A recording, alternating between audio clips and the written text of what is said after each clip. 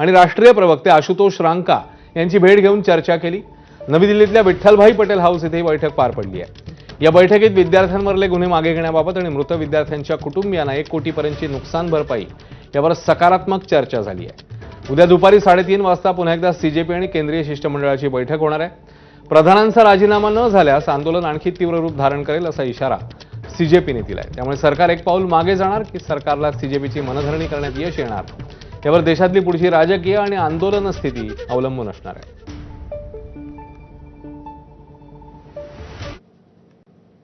Number 1 demand जो non negotiable है कि या तो धर्मेंद्र प्रधान इस्तीफा दे या तो उनको मंत्रिमंडल से बर्खास्त करे सरकार। Non negotiable. अगर जल्दी धर्मेंद्र प्रधान का इस्तीफा नहीं होता है, अगर अगले 1 दिन में 2 दिन में धर्मेंद्र प्रधान को बर्खास्त नहीं किया जाता है, तो फिर कॉकरोच जनता पार्टी की तरफ से एक और कॉल दिया जाएगा, नेशनल कॉल दिया जाएगा 20 जुलाई की तरह। और हमने ये भी सरकार को बता दिया है कि इस बार का जो कॉल होगा वो 20 जुलाई से कहीं ज्यादा बड़ा होगा, कहीं ज्यादा व्यापक होगा और राष्ट्रीय स्तर पर होगा। रिक्वेस्ट मेरी रहेगी नरेंद्र मोदी जी से, इस्तीफा ले लीजिए सर, धर्मेंद्र प्रधान का इस्तीफा ले लीजिए। अगर आप धर्मेंद्र प्रधान का इस्तीफा नहीं लेंगे तो ये जो देश भर में युवा सड़कों पर उतरे हैं ना, वो आपका इस्तीफा मांगना शुरू कर देंगे फिर। तो स्टूडेंट्स की भी भलाई इसी में है कि धर्मेंद्र प्रधान का इस्तीफा हो जाना चाहिए, और स्टूडेंट्स से ज्यादा भलाई नरेंद्र मोदी की है कि धर्मेंद्र प्रधान का इस्तीफा हो जाना चाहिए। अगर धर्मेंद्र प्रधान का इस्तीफा नहीं होता है तो कहीं ना कहीं नरेंद्र मोदी जी की कुर्सी पर भी सवाल उठेगा। फिर उनकी बातें हमने सुनी, बातें सौहार्दपूर्ण वातावरण में हुई और कई दृष्टि से उन सारी बातों पर हर तरीके से चर्चा हुई। उनकी मुख्यतः 3 डिमांड थी और 5 सुधार की दृष्टि से परीक्षा में सुझाव नहीं। हमने उनको कहा है कि हम कल फिर आपके साथ दोपहर बाद मिलेंगे और फिर हम अपने जो चर्चा वो आपको बताएंगे।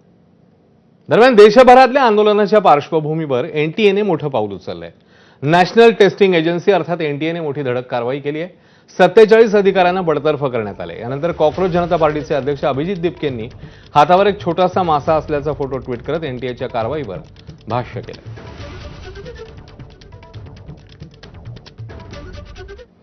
आता बातमी येते सोनम वांगचुक यांच्या संदर्भातली। तब्बल 26 दिवस उपोषण करणारे सोनम वांगचुक यांनी आपलं उपोषण अखेर म्यान केलं।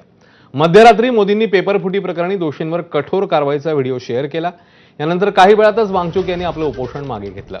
विशेष म्हणजे ज्या जेपी नड्डांशी चर्चा न करण्याचा निर्धार कॉकरोच जनता पार्टीने घेतलाय, त्या नड्डा आणि जितेंद्र सिंह यांच्या हातूनच वांगचुक यांनी आपलं उपोषण सोडलंय। वांगचुक यांनी सर्वांसमोर जंतर मंतरवर उपोषण मागे घ्यायला हवं होतं असा सूर अनेक स्तरातनं उमटताना दिसतोय। अनेकांनी आवाहन केल्यानं आपण उपोषण मागे घेतल्याचं स्पष्टीकरण वांगचुक यांनी दिलंय। तर धर्मेंद्र प्रधानांच्या राजीनाम्यासाठी आग्रही असणाऱ्या वांगचुक यांनी प्रधानांनी राजीनामा न दिल्यानं विद्यार्थ्यांचं कोणतंही नुकसान होणार नाही तर सरकारचंच नुकसान होईल अशा शब्दात भाष्य केलं। त्यामुळे वांगचुक यांनी नेमकी मवाळ भूमिका कशामुळे घेतली याची जोरदार चर्चा पाहायला मिळते। धर्मेंद्र प्रधान जी के इस्तीफे पे क्या हुआ? पहली बात तो इस बात पे वो अभी मुझे कोई आश्वासन नहीं दे पा रहे थे कि ऐसा कब होगा। अब मेरे सामने 2 रास्ते थे, या तो मैं और अनशन पर बैठूं हफ्तों और शायद उसी में ख़त्म हो जाऊं। अगर वो ऐसा नहीं करते, इस्तीफ़ा नहीं देते, तो इससे हानि हमें या बच्चों को नहीं होगा, सरकार को खुद होगा। इस छोटे से मुद्दे को न टालकर वो खुद अपनी हानि कर रहे हैं, बल्कि दे देते इस्तीफ़ा तो कब से उनका ये सारा नुकसान रुक जाता।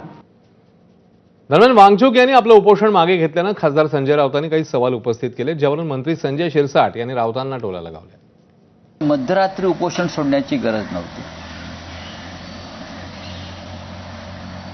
ते सगळ्यांच्या समक्ष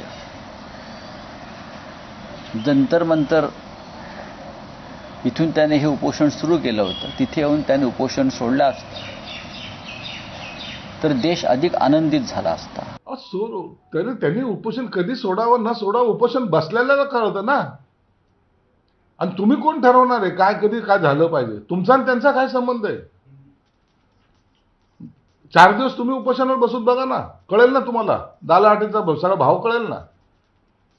इतरांना ज्ञान देण्यापेक्षा स्वतः काय तुम्हाला मदत करता येईल ते करा, नसता टीका करू नका.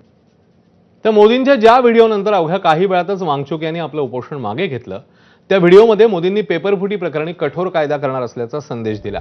रात्री 11:52 पंतप्रधान मोदींनी सेल्फी व्हिडिओ शेअर केला. या व्हिडिओत मोदींनी मित्रो असं न संबोधता फ्रेंड्स असा उल्लेख केला. तसंच मोबाईलच्या फ्रंट कॅमेऱ्याचा वापर करत रील्स सारख्या उभ्या अँगलमध्ये हा व्हिडिओ होता. त्यामुळे या व्हिडिओची तुलना जेन झी शैलीशी केली जाते. या व्हिडिओत पेपरफुटी प्रकरणी कॅबिनेटमध्ये मोठा निर्णय घेणार असल्याचे संकेत मोदींनी त्यावेळी दिले होते.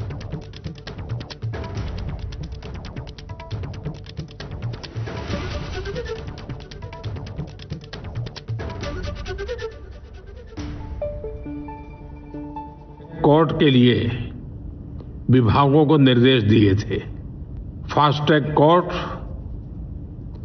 और कठोर सजा के प्रावधान के साथ का ये मुसद्दा कैबिनेट के साथियों के सुझाव के बाद उसका अंतिम रूप दिया जाएगा और सोमवार से संसद का दूसरा सप्ताह शुरू हो रहा है, तब